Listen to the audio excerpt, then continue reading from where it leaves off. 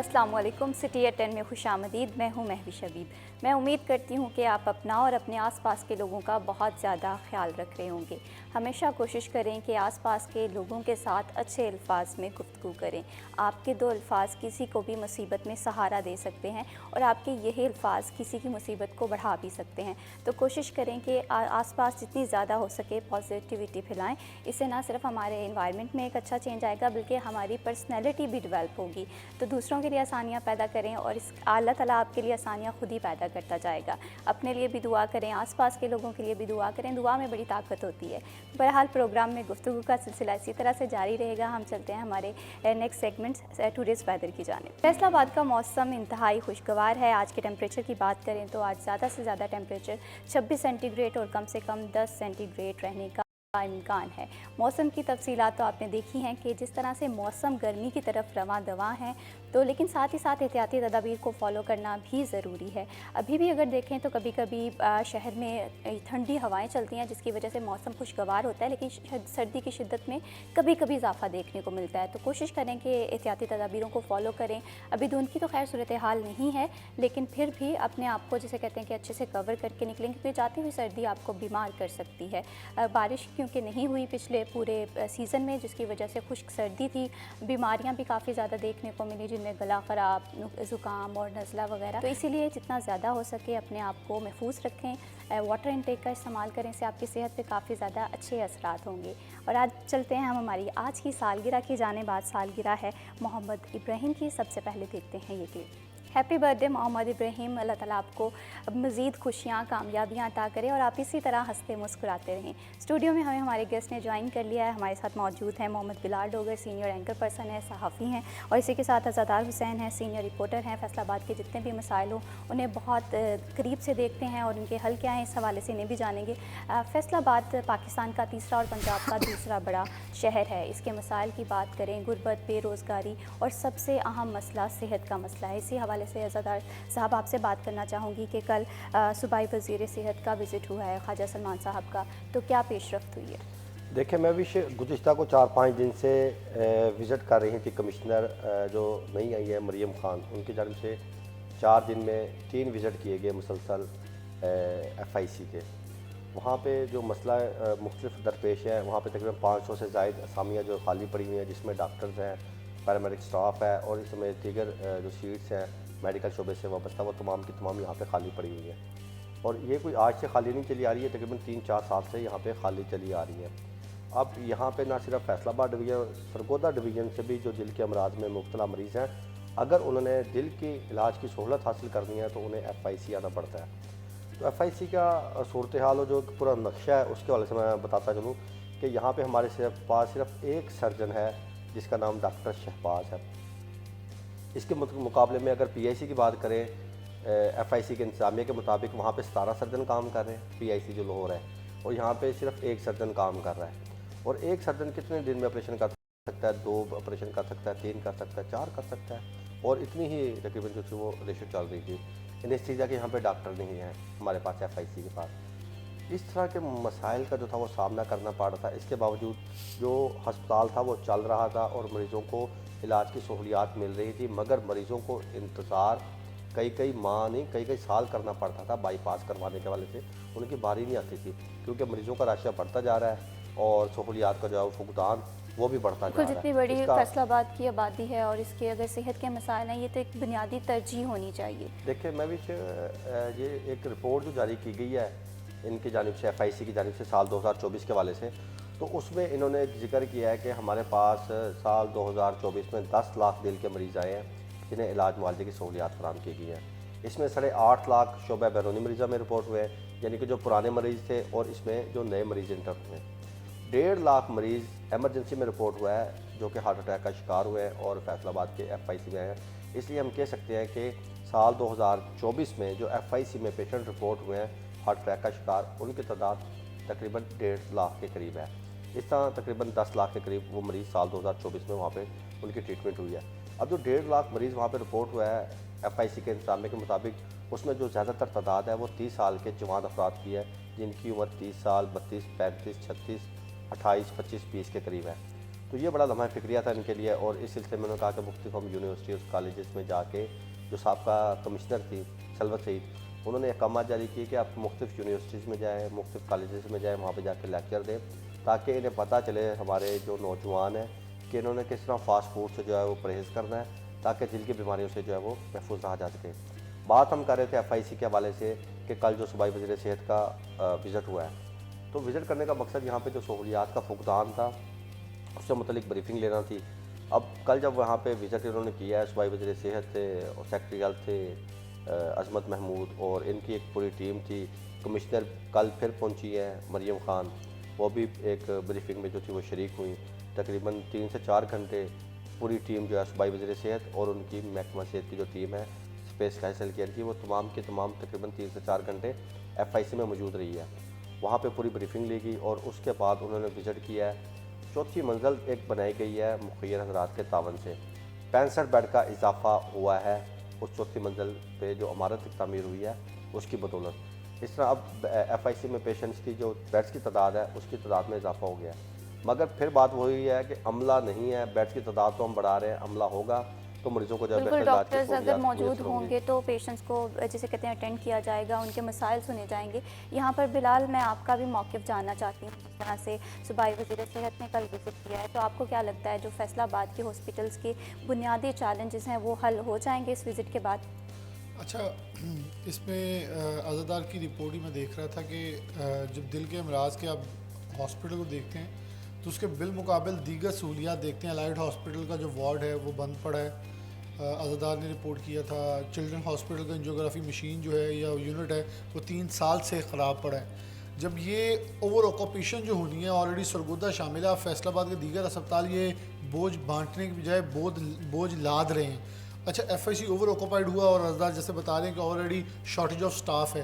جب یہ سارے سرکمسٹانسز ایڈ آن ہوئے ہیں تو وہ ایک بڑا مسئلہ بنا۔ اچھا، جس دن مریم خان نے پہلا دورہ کیا، عزادار ہی وہاں موجود تھے، تو وہ ایک کلپ میں نے کہیں وہ کلپ میرے نظر سے گزرا تو اس کے اندر ایک آواز تھی، وہ بڑی ضروری تھی، شاید میرے خیال میں شاید عزادار کی بھی نہ گزری ہو، لیکن میں نے اس پہ غور کی۔ صرف ایک کلپ دیکھا، ایکسیڈنٹلی وہ کہتے ہیں چیز سامنے آ جاتی ہے، تو اس میں مریم خان کا ایک جملہ بڑا کینلی آبزرو کرنے والا تھا کہ I am not satisfied from this, یہ جملہ تھا، بس اتنا ہی بولا۔ اور پھر وہ جو ایک لڑکی ٹائپر تھی اس کے پاس وہ جو ڈیٹا انٹری کری تھی اس کے پاس ان کھڑی رہی اور پھر واپس گئی، پھر MS کو ایک جملہ بولا، میں دوبارہ آؤں گی۔ یہ جملہ بڑا تھا کہ اس کا مطلب ہے آنے والی جو کمشنر ہے اس کا پہلے وزٹ کے اوپر وہ انسیٹسفائی ہیں۔ اچھا، پھر جیسے عزادار نے کہا 4 دن میں 3 دورے، اس کا مطلب ہے کہ ان کا ٹارگٹ آ گیا تھا۔ اور یہاں یہ بھی کہا جاتا ہے کہ جو اسپتالوں کے MS ہیں یہ بڑی پرچیاں ہیں، سوری ٹو سے بڑے سیاستدانوں کی سفارشی ہیں، ان کی سفارشات سے لگتے ہیں، یہاں برادرزم چلتا ہے، یہاں لوگ ابھی بھی وہی ہم کلچر پہ بیٹھے ہوئے ہیں کہ پرانے کسی فلاں منسٹر کے فلاں رشتہ دار ہیں تو ان کو یہاں لگا دیا جائے۔ بہت سارے لوگوں کے کنسرنس تھے، کنسرنس بڑھتے گئے۔ اب دیکھیں نا، کوآرڈینیٹر بھی لگائے مریم نواز صاحبہ نے، یہ عابد شیرلی کوآرڈینیٹر تھے if I am not wrong ادھر۔ اب وہ بھی ہفتہ 2 ہفتے گئے، انہوں نے سارے بیک سٹیپ کر لیا، انہوں نے کہا جی سانو تو اندر بینڈ لی کرسی نہیں دیں دے، تو ہم نے یہاں ٹھیک کیا کرنا ہے۔ اب جیسے عزادار نے کہا کہ مخیر حضرات بھی بہت ساری جگہوں پہ دل برداشتہ ہوئے کہ اتنی محنت کر کے چلڈرن ہاسپٹل میں پیسے لگا کے مشینیں دی ہیں، اب ٹھیک بھی اگر انہوں نے کروانی ہے۔ بالکل بلال، یہاں پر ایک یہ بھی پوائنٹ ہوتا ہے، اگر مخیر حضرات بڑھ چڑھ کے ہیلپ کر رہے ہیں اور اس کے بعد بھی ہاسپٹلس کی یہ سچویشن ہے تو بہت سارے ایسے لوگ ہیں جو مدد کرنا چاہتے ہیں وہ بھی پیچھے ہو جائیں گے۔ نہیں، فیصل آباد مخیر حضرات کے حوالے سے اور ڈوننگ کے حوالے سے بہت بڑا شہر ہے، اور یہ انتظامیہ جانتی ہے، یہ کھلے دل کے ساتھ، فراغ دلی کے ساتھ ان چیزوں پہ لگاتے ہیں، لیکن ڈیفینیٹلی وہ اس لیے نہیں لگا رہے ہوتے کہ بعد میں آپ ان چیزوں کو ضیاع کر دیں۔ اب 1.5-2 کروڑ کی مشین ہے، اسے آپ یہ کریں جی مس ہینڈل کریں۔ اور دیکھیں اس وقت سب سے بڑی جو نیگلیجنس ہوتی ہے وہ شارٹیج ہوتی ہے، اور وہ ہے جیسے عزادار کہہ رہے ہیں کہ عزادار نے اپنی کل کی رپورٹ وہ دیکھ رہا تھا کہ الائڈ ہاسپٹل کا وارڈ بند پڑا ہے، تو وائس چانسلر صاحب موجود ہیں تو کیا کر کے رہے ہیں، ڈپارٹمنٹس موجود ہیں، ڈپارٹمنٹس کیا کر رہے ہیں۔ اب وہ صوبائی وزیر صحت ان کو کہتے ہیں کہ مجھے آج معلوم ہوا ہے کہ وارڈ بند ہے، اس کا مطلب ہے کہ اوپر یہ بتایا جا رہا ہے کہ سب اچھا ہے، سب اوکے ہے۔ ایک وارڈ ہاسپٹل، مین ہاسپٹل کی وارڈ بند ہے اور صوبائی وزیر صحت کو معلوم ہی نہیں ہے کہ وہ انفارمیشن ہی پاس آن نہیں کی گئی، تو وہ جب وہ آتے ہیں تو یہ بھی رپورٹر اپنی ذمہ داری ادا کرتا ہے کہ انہیں بتاتا ہے کہ کہ جی میں اس شہر کا واچ ڈاگ آف سوسائٹی ہوں, میرا کام ہے آپ کو متنبع کرنا, میں آپ کو بتا رہا ہوں. اور پھر وہ چلڈرن ہاسپٹل کا وہی بتا رہا ہے. اب دونوں کے اوپر صوبائی وزیر صحت کہتے ہیں مجھے اب پتہ چلا ہے اور میں اس کو فوری ریزالو کراؤں گا. دیکھیں یہ تو اپنا کردار ادا کر رہے ہیں, تو کیا پھر وہ جو افسران جو اتنی بھاری بھرکم فیسیں لے رہے ہیں, گاڑیوں کو بھی یاشیاں کر رہے ہیں, کیا ان کا کردار کیا ہے پھر؟ اس کا مطلب صفر ہے. بالکل ایسے ہی, کیونکہ عوام تو ظاہر سی بات ہے چاہتی ہے کہ انہیں بنیادی سہولیات ملیں. زردار صاحب میں آپ سے یہاں پر جاننا چاہوں گی کہ جس طرح سے بلال نے بتایا کہ رپورٹرز اور ہم لوگ ایک کردار ادا کرتے ہیں کہ بتاتے ہیں کہ یہاں پر یہ سہولت کا فقدان ہے, یہاں پر یہ نہیں ہو رہا, تو کیا ڈپارٹمنٹس میں کوآرڈینیشن نہیں ہے؟ دیکھیں مجھے یاد ہے کہ ایگزیکٹو ڈائریکٹر تھے پروفیسر ڈاکٹر انجم جلال. ان کا ایک فیصل آباد میڈیکل یونیورسٹی کے ساتھ معاہدہ ہوا کہ ہم آپ کے ڈاکٹر ٹرین کریں گے دل کے حوالے سے, اور آپ نے ہمارے ڈاکٹر ٹرین کرنے ہیں میڈیسن کے حوالے سے, تاکہ وہاں پہ جو بھی پیشنٹ آ رہے ہیں دل کے امراض کے علاوہ انہیں اگر دیگر امراض ہیں تو وہاں پہ FIC میں ان مریضوں کو علاج کی سہولت میسر ہو سکے, ڈاکٹر وہاں پہ مکمل ان کا چیک اپ کر سکیں. اسی طرح اگر کوئی دل کا مریض وہاں پہ آتا ہے الائڈ میں تو ان کے ڈاکٹروں کی ٹریننگ ہو تو وہ ڈاکٹر جو ہے وہ دل کے مریضوں کو ٹریٹمنٹ کر سکیں. بدقسمتی سے یہاں پہ 20 بیڈ کی جو میں وارڈ کی بات کر رہا ہوں الائڈ ون میں تھی, یہاں پہ ایک ETT مشین ہوتی تھی اور ایک ایکوکارڈیوگرافی مشین ہوتی تھی. 20 بیڈ پہ مشتمل یہ وارڈ تھی, اور یہ کوئی بہت پرانی بات نہیں کر رہا, یہ چند سال پہلے یہاں پہ کارڈیالوجسٹ بھی ہوتے تھے, 3 4 یہاں پہ کارڈیالوجسٹ بھی تعینات تھے. پوری ایک ڈاکٹروں کی ٹیم ہوتی تھی جو یہاں پہ مریضوں کے علاج معالجے کی سہولیات فراہم کرتی تھی. جب یہ ریویمپنگ ہوئی ہے, ریویمپنگ کے بعد انہوں نے وارڈ دوبارہ وہاں پہ فعال ہی نہیں کی جہاں پہ پہلے وہ بنی ہوئی تھی. وہ پھر وہاں پہ جتنے بھی مریض آتے ہیں جنہوں نے آپریشن کروانا ہے, جو اصل مسئلہ ہے آپریشن کروانے کے لیے ڈاکٹر تب تک مریض کا آپریشن نہیں کرتے جب تک اس کا میڈیکل فٹنس نہ ہو, یعنی کہ اس کا دل کتنے % کام کر رہا ہے, اس کے لیے ECG اور ایکو کروائی جاتی ہے. اب جس مریض کے لیے ڈاکٹر نے ECG ایکو تجویز کر دینی ہے اس مریض کو الائڈ سے واپس آنا پڑے گا FIC, اور یہاں پہ اسے ایکو کروانی پڑے گی. اور یہ نہیں کہ آیا اور ایکو اس کی ہوگی فوراً, وہاں پہ ڈاکٹر اس کی بیٹھے انتظار کر رہے ہیں. یہاں پہ ایکو کے لیے 6 ماہ کا ٹائم دیا جا رہا ہے جی, کہ آپ 6 مہینے صبر کریں, آپ کو 6 مہینے کے بعد آپ کو ایکو کا ٹائم دیا جائے گا. اب جس مریض کو دل کے لیے ٹائم ملا ہے, علاج آپریشن کے لیے ٹائم ملا ہے سرجری کے والے سے, اور کل اس کی سرجری ہونی ہے, اور ڈاکٹروں نے کہا ہے کہ کل آپ کا نام لسٹ میں ڈال دیا گیا ہے, کل ہم نے آپ کا آپریشن کرنا ہے, آج آپ اپنی ایکو کروا لیں. اب وہ وہاں پہ گیا اور اسے ٹائم دے دیا 6 مہینے کا, اب وہ بیچارہ غریب مریض کیا کرے گی. لیکن اس کے برعکس زردار ایسے بھی ہوتا ہے کہ یہی اگر کوئی سفارش سے جاتا ہے تو جو 6 مہینے کا ٹائم ہے وہ پہلے بھی ہو جاتا ہے, اگر تو جسے کہتے ہیں کہ سلاٹ جو ضرورت مند ہے اس سے پہلے کیوں نہیں دی. دیکھیں بات اصل مقصد تھا کہ وہاں پہ جو ایکو کارڈیوگرافی مشین تھی اگر وہ فعال رہتی تو مریض بجائے کہ FIC جو آ رہا ہے وہ وہیں پہ ایکو کروا کے اس کی رپورٹ دے گا اور جا کے متعلقہ ڈاکٹروں کو چیک کروائے گا, اسی ٹائم اسی دن اس کی ایکو ہو جائے گی اور وہاں سے وہ مستفید ہو جائے گا. بالکل, میں یہیں سے اپنا جو ہے پوائنٹ آف ویو آپ کا ضرور سنوں گی, لیکن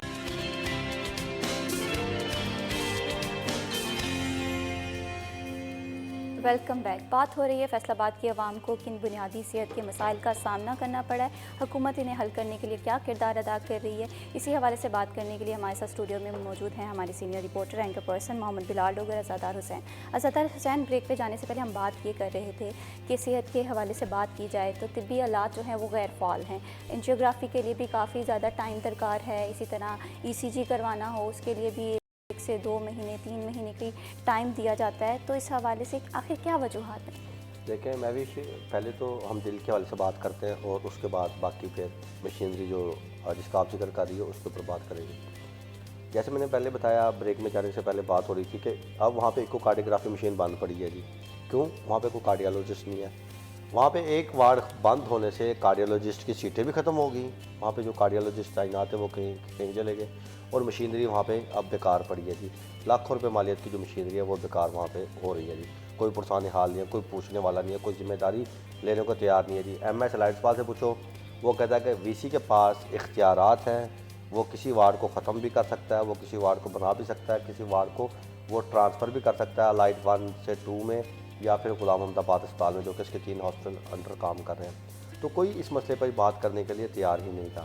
کل جب صوبائی وزیر صحت نے وہاں پہ وزٹ کیا اور اس دوران وہاں پہ جو بریفنگ ہوئی اور اس دوران انتظامیہ کی جانب سے بتایا گیا انہیں, اور ہم نے بھی نوٹ کروایا کہ آپ دل کے حوالے سے بات تو کر رہے ہیں. مریم نواز جو کہ وزیر اعلیٰ پنجاب ہے وہ بھی سب سے زیادہ فوکس کر رہی ہیں مریض بچوں کو جو کہ دل کے مرض میں مبتلا ہیں, انہیں علاج معالجے کی سہولیات کی فراہمی کے حوالے سے.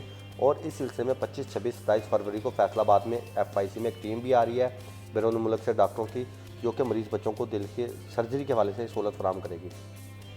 فوکس ہم دل کر رہے ہیں, دل کے مریضوں کو علاج کی سہولیات فراہم کر رہے ہیں, مگر دوسری جانب اگر صورتحال کو دیکھا جائے تو وہاں پہ ہسپتالوں میں, مختلف ہسپتالوں میں یونٹ بند پڑے ہیں. آپ دیکھیں چلڈرن ہاسپٹل ہے, وہاں پہ ڈین جو ہیں وہاں پہ تعینات ہیں وہ کارڈیالوجسٹ ہیں بیسکلی, مگر وہاں پہ چلڈرن ہسپتال میں دل کا وارڈ بند پڑا ہے اور 3 سال سے بند پڑا ہے. کیوں؟ وہاں پہ انجیوگرافی مشین خراب ہے اور پراپر وہاں پہ کوئی کارڈیالوجسٹ تعینات نہیں ہے. اس کی وجہ سے وہ وارڈ بھی وہاں پہ چلڈرن ہسپتال میں بند کر دی گئی. الائڈ میں بھی وارڈ بند پڑی ہے, وہاں پہ مشین بیکار ہو رہی ہے, اور جہاں پہ مشین خراب پڑی ہے اسے کوئی ٹھیک کروانے کے لیے تیار نہیں, وہاں پہ ڈاکٹر نہیں ہے اور وہ بھی وارڈ بند ہے, یہ بھی وارڈ بند ہے. اب سارا رش جو ہے وہ FIC پہ ہے. اب FIC میں آلریڈی میں جیسے پہلے بتایا کہ 500 سے زائد وہاں پہ عملے کی کمی ہے, اور عملے کی کمی کے جو خمیازہ ہے وہ انتظامیہ کو بھگتنا پڑتا ہے. اب کل جب میٹنگ ہوئی وہاں پہ ہمارے بھی کچھ دوست بیٹھے ہوئے تھے, تو دوستوں نے بتایا کہ جی ادویات کی گھر فراہمی کے حوالے سے جب بات ہوئی, کیونکہ فیصل آباد اس میں بہت زیادہ پیچھے تھا, حکومت نے ایک منصوبہ شروع کیا کہ دل کے جو مریض ہیں, مثال کے طور پہ سرگودا ہے, خوشاب ہے, میاں والی ہے, وہاں سے مریض 1 مہینے کی دوائی لینے کے لیے اسپیشل FIC آتا ہے, کتنا کرایہ خرچ کر کے آتا ہے, تو کیوں نہ ادویات مریض کے گھر تک پہنچائی جائیں. اس کے لیے انہوں نے ایک کوریئر کمپنی تھی اسے ٹھیکہ دیا. کوریئر کمپنی بدقسمتی سے وہ ادویات گھر نہ پہنچا سکی, ان کا ٹھیکہ منسوخ کر دیا گیا. اب پاکستان پوسٹ آفس کو جو تھا وہ ٹھیکہ دیا گیا. اب کل جب میٹنگ ہو رہی تھی تو اس میں پھر یہ مسئلہ اٹھایا گیا کہ ادویات گھر نہیں جا رہی. ہمارے ذرائع کے مطابق اس دوران پتہ چلا ہے کہ جی جو موجودہ وہاں پہ MS تھے ڈاکٹر رانا ندیم, ان کی اور سیکٹری ہیلتھ کی آپس میں بحث و تکرار بھی ہوئی ہے دوران میٹنگ ادویات کی گھر فراہمی کے حوالے سے. تو اس کے بعد انہوں نے جو تھا وہ MS کو فارغ کر دیا جی, یعنی کہ عہدے سے ہٹا دیا. وہاں پہ جو فارماسسٹ تھا نعمان, اسے کیونکہ وہ ڈھاک پہ تھا, اسے نوکری سے برخاست کر دیا گیا. یہ کل کا ایک وزٹ کا جو تھا وہ رزلٹ تھا. وہاں پہ اب جتنے بھی صوبائی وزیر صحت نے یہ یقین دہانی کروائی ہے کہ وہاں پہ جتنی بھی مشینری خراب ہے FIC میں وہ تمام کی تمام وہ ٹھیک ہوگی. اس کی جگہ جو کہ کنڈم ہو چکی ہے ان کی جگہ پہ نئی مشینری آئے گی, بیڈس تبدیل کیے جائیں گے. اس کے ساتھ ساتھ جو ڈاکٹروں کی کمی ہے وہ ہم ختم کر رہے ہیں, اور وہ فل فور جو ہے وہ ڈاکٹر بھرتی کرنے جا رہے ہیں. اس کے ساتھ ساتھ انہوں نے یہ بھی کہا کہ سرگودا میں ہم ایک سرگودا انسٹیٹیوٹ جو ہے وہ بنا رہے ہیں, جس کے کام تعمیراتی کام جو ہے دن رات ہو رہا ہے, اور امید ہے کہ جون میں یہ مکمل طور پہ OPD کے حوالے سے فعال ہوگا, اور نومبر میں جا کے مریضوں کے وہاں پہ دل کے جو مریض ہیں ان کی سرجری شروع کر دی جائے گی. اس لیے ڈویژن سرگودا کے جو دل کے مریض ہوں گے وہ سرگودا میں علاج کی سہولیات حاصل کریں گے, جو فیصل آباد ڈویژن کے مریض ہوں گے انہیں فیصل آباد میں علاج معالجے کی سہولیات فراہم کی جائے گی. بالکل. اب جس طرح سے آپ نے بتایا کہ وزٹ کیا گیا, ان کی طرف سے احکامات بھی جاری کیے گئے ہیں, امید تو یہی کی جا رہی ہے کہ اس سیکٹر میں بہتری آئے گی. بلال, میں آپ سے جاننا چاہوں گی کہ بہت سارے اداروں کے سربراہان آتے ہیں, ان کی طرف سے ایک ہی بات کی جاتی ہے کہ اداروں میں سٹاف کی کمی ہے, وہ ہمارا پولیس ڈپارٹمنٹ ہو جائے, وہ ہمارا ٹیچنگ سٹاف ہو جائے, اور ایک طرف نوجوان نسل ہے انہیں اپرچونیٹیز نہیں مل رہی.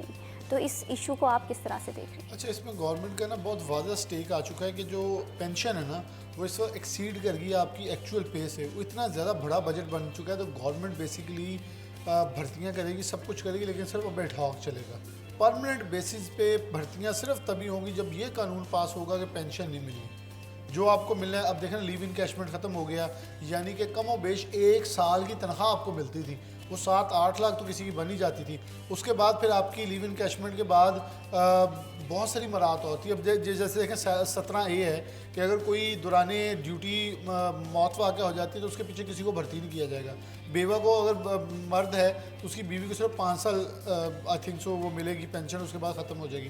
تو یہ قوانین اس لیے سخت کیے جا رہے ہیں تاکہ جو سرکاری نوکری کے چام, ویسے معذرت کے ساتھ سرکاری نوکری کا چام بھی یہی بنا دیا گیا تھا نا. یہ کرپشن کی اسی لیے دلدل بنی ہوئی تھی کہ لوگ کہتے ہیں سرکاری نوکر ہے, رشتہ بھی ہو گیا تھے, ہاتھ بھی گندے ہو گئے, سب کچھ ہی ہوتا تھا.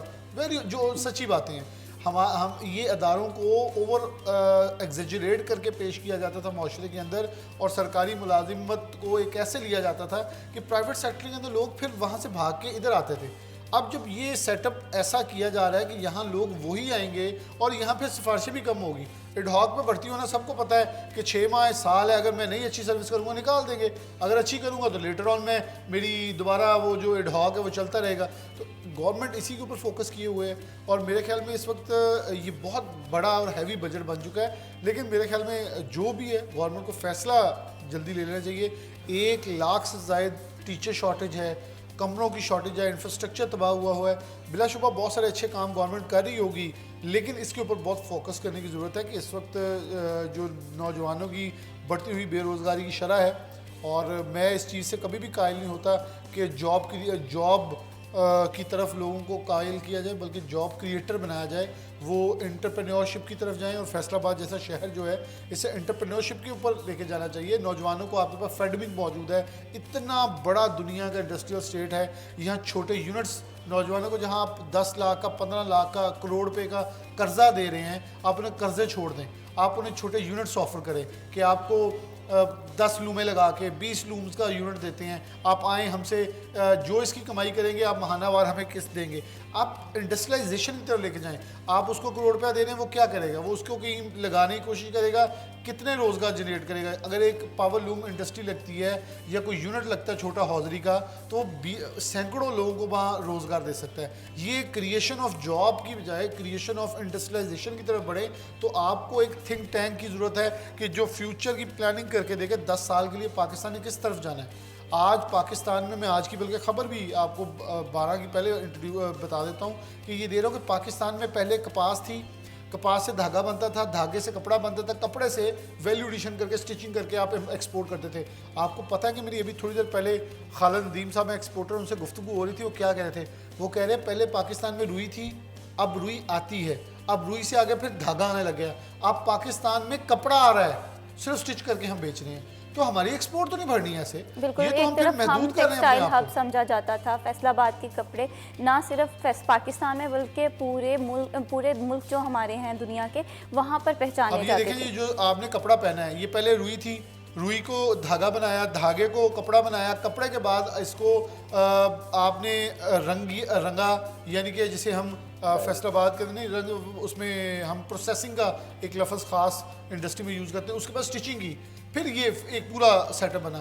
اب یہ کپڑا چائنا سے آ رہا ہے سستا, یعنی کہ آپ روئی سے دھاگا بنا کے کپڑا بنا کے جتنے کا ڈائی کرتے ہیں اس سے سستا چائنا سے پڑا ہے. تو دیکھیں جو ایکسپورٹر اتنی بڑی مل لگا کے بیٹھا ہے, اس نے تو کاسٹ افیکٹو پہ جانا ہے, اس نے دیکھنا ہے اس کا گاہک کو کیا مل رہا ہے. گاہک کہتا ہے جی مجھے 10 روپے کا نہیں چاہیے, مجھے 8 کا چاہیے. وہ کیلکولیشن کرتا ہے, وہ کہتا ہے ٹھیک ہے چائنا سے کپڑا منگواؤ, یہاں اسٹچنگ کرو اور بھیج دو باہر. بالکل بلال, بزنس مائنڈیڈ پرسن کا مائنڈ سیٹ بھی یہی ہوتا ہے کہ جو کوسٹ افیکٹ پروڈکٹ ہوتی ہے اسے یوز کیا جائے, وہ بہتر بھی وہی ہوتا ہے. کہیں نہ کہیں میں آپ سب اس بات سے اتفاق کریں گے. زادہ حسین, میں آپ سے جاننا چاہوں گی کہ دیکھنے میں یہ آیا ہے کینسرز کے جو مریض ہیں ان کی تعداد میں بھی اضافہ ہوتا چلا جا رہا ہے, اور دوسری طرف فیصل آباد میں اگر ایم آر آئی مشینوں کی بات کریں, ایم آر آئی اور ایم آر آئی کنٹراسٹ کی, وہ اس کے لیے ٹائم اپائنٹمنٹس نہیں مل رہی.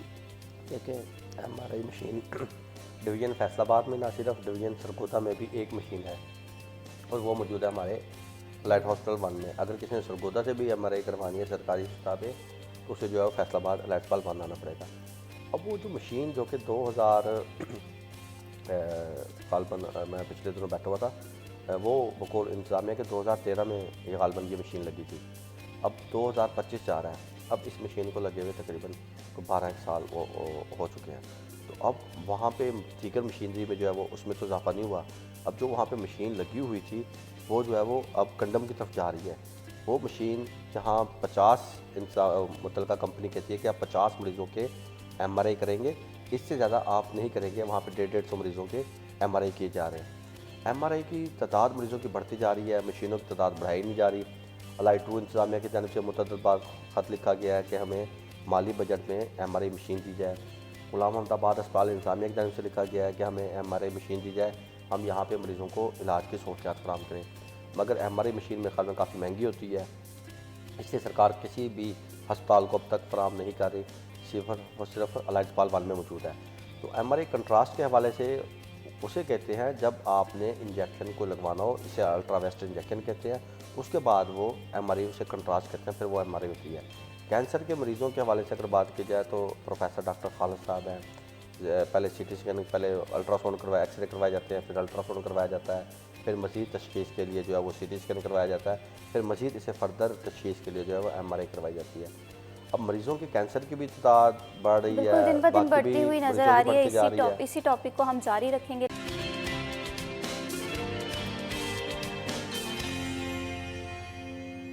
Welcome back. बात हो रही है फैसलाबाद के अवाम को किन बुनियादी सेहत की मुश्किलात का सामना करना पड़ रहा है। इसी हवाले से बात करने के लिए हमारे साथ सीनियर रिपोर्टर्स मौजूद हैं, एंकर पर्सन भी मौजूद हैं। बिलाल, एक तरफ तो कैंसर के केसेस हैं, इनमें इजाफा देखने को आ रहा है और खुदा ना खास्ता किसी गरीब घर के लोग में से किसी एक पर्सन को कैंसर का सामना करना पड़ रहा है, और दूसरी जानिब जब एमआरआई करवाने जाते हैं तो एमआरआई मशीन नहीं है, प्राइवेट हॉस्पिटल के चक्कर काटने पड़ते हैं जो कि एक भारी मिकदार में रकम चार्ज करते हैं। क्या कहेंगे? देखें, अज़दार आपको गाइड इस पे बता रहे थे। मैं तो जो इन्फॉर्मेशन मेरे पास है वो ये है कि साल में 365 दिन होते हैं और कोई 65 दिन भी ये मशीन नहीं चलती। 300 तो बाद में की बात है। अगर आप ये देखेंगे डिवीज़न फैसलाबाद सरगोदा में सिर्फ एक मशीन है, तो दूसरी तरफ वो जो पंजाब की माँ है वो कैंसर हॉस्पिटल बना रही है। तो मेरे ख्याल में उस माँ को ये ज़रूर सोचना चाहिए कि उसके बच्चे और उसकी औलाद जो हैं वो इस मर्ज़ में मुब्तला हो रहे हैं तेज़ी से। इसकी वजूहत जो भी हैं, एक तो पहले उनको भी देखना चाहिए कि आपका गंदा खाना, फूड सिक्योरिटी के जो मसाइल हैं उसके ऊपर कैटेगोरिकली एक्शंस होने चाहिए। लेकिन दूसरी तरफ इसको बड़ा बगौर जायज़ा लिया जाना चाहिए कि अगर आपका मरीज़ों की इनपुट इतनी ज़्यादा वहाँ हैं तो आप इसको मुतबादिल सहूलियात देने के बजाय सिर्फ दिखावे की हद तक हेल्थ ऑन व्हील्स कर दें, अद्वियात घर पहुँचा दें। भाजी घर पहुँचा दो, बेशक मरीज़ मार जाए, फिर नाल उसका कफन भी पहुँचा दें घर पे, ताकि उनको ये भी आसानी हो। क्योंकि ये नहीं, आपके पूरे पंजाब में इस वक्त साबिक केयर टेकर सीएम ने कहा था एक भी कैंसर हॉस्पिटल ऑफिशियल मौजूद नहीं है, और उन्होंने बुनियाद रख दी थी। लेकिन जब गवर्नमेंट गई तो नई गवर्नमेंट आई तो दिखावे के नाम पे उनके ऊपर पता नहीं नवाज शरीफ अब कैंसर हॉस्पिटल बन रहे हैं, नाम बदले। नाम बदलने से, तख्तियाँ बदलने से काम नहीं होता, ये सबको पता है। इस अवाम ने भी देखा है, इस अवाम ने अपनी वोट की पर्ची से भी बताया है कि ऑफिशियली और रिकग्नाइज चीज़ें आप अवाम को देंगे। अवाम को उनकी दहलीज़ के ऊपर आप कभी तो आटे का थैला बचा देते हैं, आप कभी उनको बरसरे रोज़गार करें ना। एक शख्स से इंटरव्यू लिया तो उसने बताया था, उसने कहा मुझे भीख नहीं चाहिए, मुझे रोज़गार चाहिए, मुझे रोज़गार की आप अवेलेबिलिटी करके दें, मैं खुद ही कमा लूँगा, अपने घर वालों के लिए खुद ही ले आऊँगा। 37,000 का मजाक किया जाता है इस कौम के साथ। किसी एक फैक्ट्री में लेबर डिपार्टमेंट के मुंह पे जोर के तमाचे हैं कि किसी एक फैक्ट्री में 37,000 नहीं दी जा रही। एग्जम्प्ट चंद एक्सपोर्ट ओरिएंटेड इंडस्ट्री जो पाकिस्तान की टॉप 20 हैं उनमें से भी 3-4 दे रही हैं। ये मैं आपको ऑन रिकॉर्ड बता रहा हूँ, जो मर्जी डिपार्टमेंट का बंदा जाकर चेक कर ले, किसी भी फैक्ट्री के अंदर 37,000 तनख्वाह नहीं है। आप सिर्फ एक काम करें, चैनवन रोड, कोहिनूर, ये जितने मेन एरियाज़ हैं, यहाँ बाहर खड़े सिक्योरिटी गार्ड 13,000 पे नौकरी कर रहे हैं, और जो कंपनी मालिक है ना वो 24,000 ले रहा है। उनसे पूछा जाए ये इंसानी तजलील क्यों की जा रही है कि एक शख्स गन लेके खड़ा है और अपनी जान वहाँ हथेली पर रख के खड़ा है कि अगर यहाँ कुछ भी होता है तो ज़िम्मेवार है। मैं एक स्टोर पे एक दिन शॉपिंग कर रहा था तो वहाँ एक शख्स आया, उसने बिल साइन करवाया, उसे अब तो नहीं मालूम कि मैं कौन खड़ा हूँ। अच्छा, मैं चुप करके उस बिल पे ना थोड़ी टेढ़ी आंख करके देखने लगा तो लिस्ट थी, किसी दुकान पे 24, किसी पे 25, किसी पे 22, किसी पे कुछ, वो पंजाबी कहते जिथे जितना टक लगा ला लिया। अब वो सिक्योरिटी गार्ड से मैंने बाहर निकले पूछा कितनी मिलती, कहता 12-13 हज़ार मिलती है, इससे ज़्यादा नहीं मिलती। मैंने प्रोग्राम किया इसके ऊपर कि पंपों के ऊपर जो आपके सेल्स बॉय हैं आप उनको 10-10 हज़ार 12-12 हज़ार पे रखा हुआ है, वहाँ सिक्योरिटी गार्ड को 10 हज़ार 12 हज़ार दी जा रही है। क्या ये जुल्म नहीं है? क्या ये इस्तेसाल नहीं है पाकिस्तानी अवाम का? वहाँ आप ये दावे करते हैं जी हम यहाँ इनको ये जो अभी अब ये राशन की रजिस्ट्रेशन चल रही है अब उनको 10-10 हज़ार देना है। आप यकीन मानिए पिछली बार मैं खुद ये रमज़ान पैकेज डिस्ट्रीब्यूट करने गया, एक बड़े डिपार्टमेंटल स्टोर वाले का बोरा निकला था। क्या ये मजाक नहीं इस कौम के साथ हो रहा कि हकदारों को हक पहुँचाना? ये तो हमारे दीन या जुमे का दिन है, सख्ती से तनबी की है, हकदार को हक पहुँचाना है। और उन बेशर्मों को भी नहीं हया आती कि जो एक हकदार नहीं है वो उस थैले को रख लें अपने पास। अगर आप इतने ही अल्लाह ने आपको रिस्क दी है तो आप ऑफिशियली उसको वापस करेंगे या किसी और को दे दें। और ऐसे लोग भी पाए गए। वो यूनियन कौंसिल के सेक्रेटरी ने खुद बताया कि हम देने गए तो उसने कहा जी मुझे अल्लाह ने, पहले मेरे पास हालात ख़राब थे लेकिन अल्हम्दुलिल्लाह मैं अब बसरे रोज़गार हूँ, मुझे ये थैला नहीं चाहिए, अब किसी और को दे दें, किसी और को ज़रूरत होगी। تو لوگوں کی تو لمبی لائنیں لگی ہوئی ہیں، اور ہم خود بھی ایک اچھے شہری ہونے کا ثبوت نہیں دیتے اس پورے معاملے کے اندر۔ ابھی رمضان المبارک آنی ہے، شبان المعظم ہے، آج تو گزشتہ شب گزر کے گئی ہے، شب بارات کی، جس کی بڑی تکریم ہے، جس کی بڑی اہمیت ہے، اور ہمیں تو آج اس چیز کا اعادہ کیا جانا چاہیے کہ شبان المعظم کو نبی آخر الزمان صلی اللہ علیہ وسلم نے اپنا مہینہ کا اپنے خود سے منسوب کیا، رمضان کی تیاری کا مہینہ کہا۔ تو اس طرف یہ تو نہیں ہے رمضان کے بھی پہلے ہفتے میں مسجدوں میں رش ہوا، بعض مسجدیں ویران ہو جاتی ہیں۔ تو ہمیں صرف نام کے مسلمان یا اپنے نام کے ایماندار لوگ نہیں بننا، بلکہ اپنے نتائج اور اپنے ایکشن سے بتانا ہوگا، اور action specs louder than words. یہ اوپن بات ہے، یہ کوئی جھکی چھپی بات نہیں ہے، یا صرف اردو میں بولی جاتی ہے، پنجابی میں بولی جاتی ہے، انگلش میں بھی یہی بولی جاتی ہے۔ تو جو انگلش سمجھتا ہے وہ انگلش میں سمجھ جائے، جو اردو میں سمجھتا ہے اردو میں سمجھ جائے۔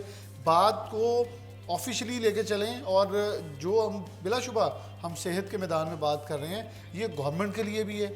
اور جیسے عزادار اور آپ ابھی بات کر رہے تھے سفارش کی، تو جو سفارش کروانے والا وہ بھی یہ دیکھے کہ میں کسی کا حق کھا جاؤں گا، اگر مجھے اتنی ضرورت نہیں ہے تو دوسرے کو موقع دیں، تاکہ وہ اس کی جو بھی سہولت ہے وہ اس وقت انجوائے کر سکے، اور وہ شاید بچ جائے۔ یہ آپ اپنے مریض کی زندگی بچانے کے لیے کسی اور کی مریض کی زندگی لے جاتے ہیں، کیونکہ آپ کے پاس سفارش ہے۔ اب یقین کریں جس کی نئی سفارش، وہ بیچارہ کیا کرے گا؟ بالکل یہی المیہ ہے، لیکن ہم جسے کہتے ہیں کہ ہمیں اپنے اندر جھانکنا پڑے گا، اپنے آس پاس کے لوگوں کا جتنا زیادہ ہم خیال رکھیں گے، ایک تو ہمارا دین بھی اسی بات کا درس دیتا ہے، اور دوسرا یہ ہمارے لیے بھی آسانیاں پیدا کرتا ہے، اور آخرت کی تیاری کے لیے بھی ایک اہم کردار ادا کرتا ہے، کیونکہ ہم سب مسلمان ہیں اور ہم آخرت پہ بہت زیادہ یقین رکھتے ہیں۔ تو کوشش یہ کریں کہ اپنے آس پاس کے لوگوں کو زیادہ سے زیادہ مدد کرنے کی کوشش کریں۔ عزادار، میں آپ سے جاننا چاہوں گی کہ کینسر ہاسپٹل فیصل آباد میں کینسر کے مریضوں کے لیے کیا کیا سہولیات موجود ہیں؟ اگر کینسر ہاسپٹل نہیں ہے تو ان کا علاج کس طرح سے ممکن ہے؟ دیکھیں، کینسر ہاسپٹل تو نہیں ہے، کینسر وارڈ ہے، وہ بھی الائڈ 1 میں موجود ہے۔ اس کے لیے میں یہی بتاؤں گا کہ اگر نہ ڈویژن سرگودا میں اس کے علاج کی سہولت ہے، فیصل آباد میں ہی ہے، اگر کوئی سرگودا سے بھی کوئی کینسر کا مریض ہے تو اس نے بھی پھر فیصل آباد الائڈ ہی آنا ہے، یعنی کہ مرکز الائڈ ہی ہے دونوں ڈویژن کا صحت کے حوالے سے۔ تو یہاں پہ ایک وارڈ ہے، اور ایک وارڈ میں بھی اس طرح سے بیڈ نہیں ہے جس تعداد میں بیڈ ہونے چاہیے۔ کبھی انجیکشن مریضوں کے لیے میسر نہیں ہے، کبھی وہاں پہ مریضوں کے لیے ادویات میسر نہیں ہے، اور کینسر کے مریضوں کے علاج کی حوالے سے بات کی جائے تو بہت زیادہ مہنگا علاج ہے کینسر کا۔ جتنے بھی امراض ہیں ان تمام میں سب سے جو مہنگا مرض ہے اس کی ٹریٹمنٹ جو ہے وہ کینسر کی ہے۔ کینسر کی ادویات اور انجیکشن کی حوالے سے بات کی جائے 2-2 لاکھ روپے کا انجیکشن آتا ہے، اور وہ ایک عام اور غریب مریض افورڈ نہیں کر سکتا، مریض کہ وہ انجیکشن خرید سکے یا وہ میڈیسن خرید سکے تاکہ وہ اپنی علاج جو ہے وہ اس کا پراپر طریقے سے کروا سکے۔ بالکل حکومت کو کینسر کے مریضوں پہ خاصا دھیان دینے کی ضرورت ہے، اور فیصل آباد کے عوام میں یہ مسائل دن بہ دن بڑھتا جا رہا ہے، تو حکومت کو چاہیے کہ جلد سے جلد اس مسئلے کو دیکھے، اور یہاں پر بھی ایک اور ہاسپٹل کی ضرورت ہے۔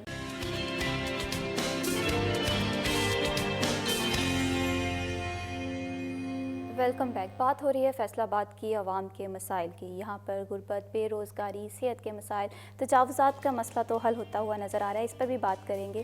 سب سے پہلے عزادار صاحب میں آپ سے بات کرنا چاہوں گی کہ ہسپتالوں کے سامنے بھی ایک ٹائم تھا کہ تجاوزات دیکھنے میں نظر آتی تھیں، تو اب کیا صورتحال ہے؟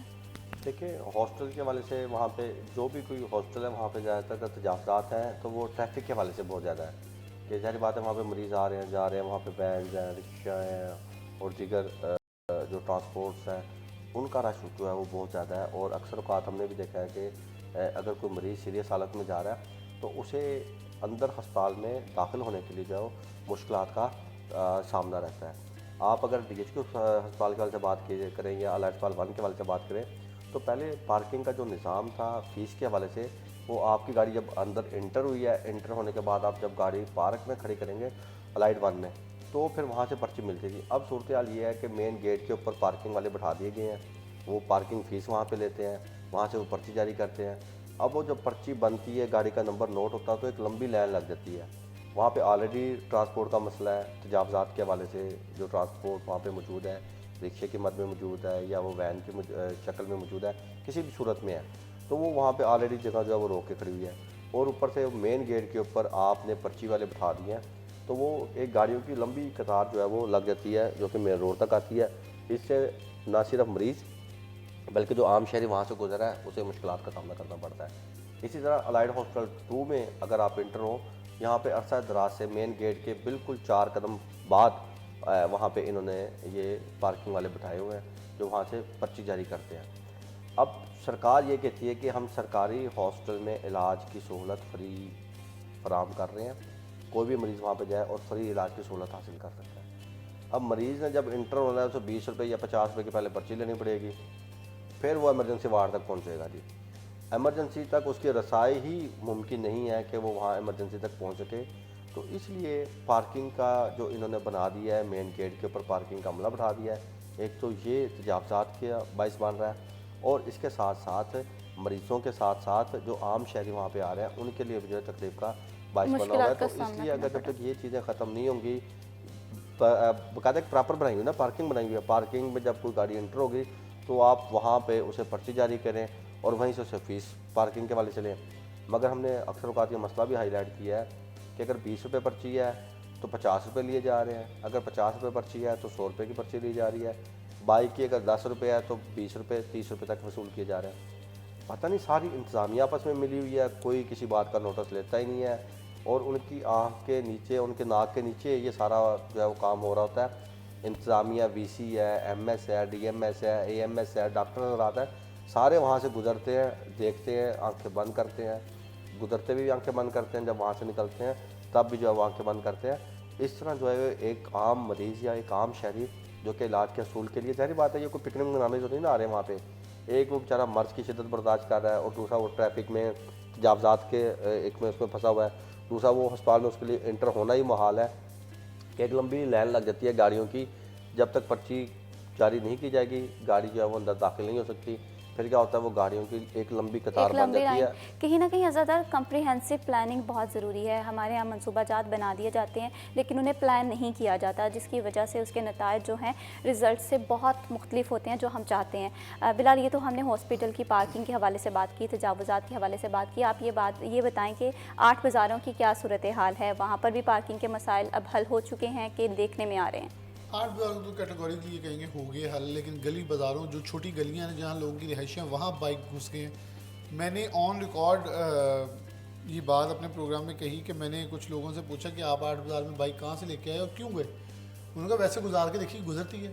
ये शहरियों को भी थोड़ा हया करनी चाहिए कि ये एडवेंचर कर रहे हैं हम, कि सिर्फ 8 बाज़ारों के अंदर बाइक इसलिए लेके जाते हैं कि चेक करें अंदर से गुजरती है, तो चेक करके कैसा लग रहा है। देखिए ये तो अब मजाक है ना। ये तो वही टाइम हुआ जब कोविड नया नया आया था, तो यहाँ पर था कि किसी को बाहर जाने की इजाज़त नहीं थी, तो पाकिस्तानी आवाम चाहती थी कि हम बाहर देख के आते हैं कि देखने में कैसा लगता है। अब यकीन मानिए मैं आपको ऑन रिकॉर्ड बता रहा हूँ, लोग ऐसे कर रहे हैं और ये हमें अब रुकना चाहिए कि ये ना करें। अगर इंतजामिया अच्छा कर रही है, आप लोग खुद कहते हैं पार्किंग मसले ख़त्म कर देगा, उन्होंने ख़त्म कर दिए हैं, अब आप लोग कोऑपरेट कर रहे हैं। दूसरा, आपके प्रोग्राम के तवज्जो से कमिश्नर मरियम खान को पैगाम देना चाहता हूँ कि म्यूनसिपल कॉरपोरेशन के लोग अब काम कर रहे हैं, लेकिन एक काम ज़रूर करें, लोगों को इन नहज पे पहुंचाने वाले अशख़ास की निशानदही हो, उनको नौकरियों से निकाला जाए। देखिए मेरी बात सुने, ये तजावज़त ऐसे नहीं हुई, ताजर खुद बाहर नहीं आया था, ताजर को किसी ने निकाल बाहर किया था कि 3 फुट बढ़ा लो मुझे पैसे दो। ये ऑन रिकॉर्ड बता रहा हूँ, वो बंदे मौजूद हैं म्यूनसिपल कॉरपोरेशन के अंदर अभी भी, जो अफसरान तक चिट्ठियाँ पहुँचाते रहे हैं, पैसे पहुँचाते रहे हैं और ये तजावज़ात उन्होंने करवाई हैं। 8 बाज़ारों से पूरे शहर के अंदर तजावज़त हुई, तो क्या फैसलाबाद म्यूनसिपल कॉरपोरेशन और दीगर पटवारी जात जो है वो सो रहे थे? उन्हें नज़र नहीं आया कि मेरे इलाके के अंदर इतनी चीज़ बाहर आ रही है, मैंने इसे निशानदही करनी है? इसका मतलब ये नहीं हो रहा था। वो सब मिले हुए थे। आपको मैं ऑन रिकॉर्ड बताता हूँ, मैं अपने 208 चक वाले रोड पे ईडन गार्डन, ईडन वैली वाले रोड के ऊपर 2-3 वहाँ दुकानें बनी, उसके ऊपर अगले दिन निशान लग गए जी सील, क्योंकि MCF का नक्शा नहीं है। परसों अगले 4-5 दिन देखा वो सब कुछ मिट गया। क्यों? बने हुए घर का नक्शा बाद में पास हो जाता है। तो इसका मतलब लोगों को आपने रास्ता फराहम किया कि आप पहले दुकान बनाएं, ये सील करेंगे, आप पैसे दें और सील खुल जाएगी और नक्शा पास हो जाएगा। मैं ना मज़ीद आसान कर दूं, मैं पिछले दिनों बाज़ार गया तो बाइक पे गया था, तो बाइक मैंने जब दुकान के आगे एक फट्टा लगा हुआ था, फट्टे के आगे एक पठान ने टाट लगाया हुआ था और वो तकरीबन सड़क का 3 हिस्सा जो था वो उन्होंने मल लिया था और एक हिस्सा रह गया था जहाँ से आवाम गुजर रही थी, कोई बाइक पे कोई पैदल पे था। अब मैंने वहाँ पे चीज़ कोई ख़रीदनी थी, तो मैंने वहाँ पे जस्ट कोई 5 या 6 सेकंड के लिए रुका हूँ, तो उन्होंने कहा भाई यहाँ से बाइक आगे ले जाए। मैंने कहा यार मैंने सामने से चीज़ खरीदनी है, तो कहते भाई यहाँ पे बाइक ना खड़ी करें। मैंने कहा यार आप लोग गैर कानूनी बैठे हो, तो अब आप ठीक बैठे हो, मैं यहाँ पे बाइक नहीं खड़ी करता था 5-6 सेकंड, कहता भाई हम गैर कानूनी नहीं बैठे, मैं 50,000 रुपये फट्टे का किराया दे रहा हूँ। अब मैं पूछता हूँ मुतलका इंतज़ामिया से कि वो एक फट्टे वाला 50,000 रुपये दे रहा है एक फट्टे का भी, और आठों बाज़ारों में पता कितने सैकड़ों की तादाद में फट्टे लगे हुए हैं, हज़ारों। तो अब वो सारे जो पैसे थे वो कहाँ जाते हैं? हुकूमती अहकामात पे तजावज़ात ख़त्म कर देगी, बहुत अच्छा काम है, बहुत अच्छा इक़दाम है। क्या जिन्हें मंथली माहाना जाती थी, सुपरवाइज़र हैं, इंस्पेक्टर हैं, जो यहाँ से बाकायदा तौर पे मंथली इकट्ठी करके लेके जाते थे, नायब कासदा या जो भी म्यूनसिपल कॉरपोरेशन का मामला है, क्या उनके ख़िलाफ़ भी कोई एक्शन हुआ है? क्या उन्हें भी कोई शोकास वगैरह जारी हुए हैं? क्या उन्हें भी नौकरी से बर्खास्त किया गया है?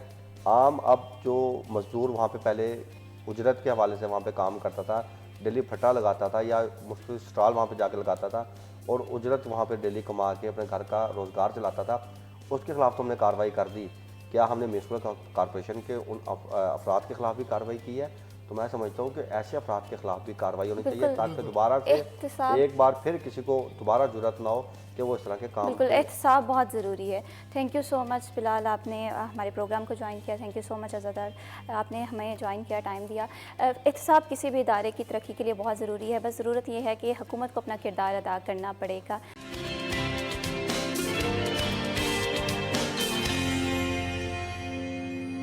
Welcome back. सोसाइटी में पॉजिटिविटी फैलाना बहुत ज़रूरी है। कोशिश किया करें कि आसपास अपने लोगों में आसानियाँ पैदा करें और एक दूसरे के लिए एक चेन बनाएं, जिसमें आप अगर आज किसी की मदद कर रहे हैं तो कोशिश करें कि आगे दो आने वाले लोगों को भी ये तलकीन करें कि वो आगे दो लोगों की मदद करें। इसी तरह से एक पूरा नेटवर्क बन जाएगा, जिसकी वजह से एक पॉजिटिव माशरा तश्कील देगा।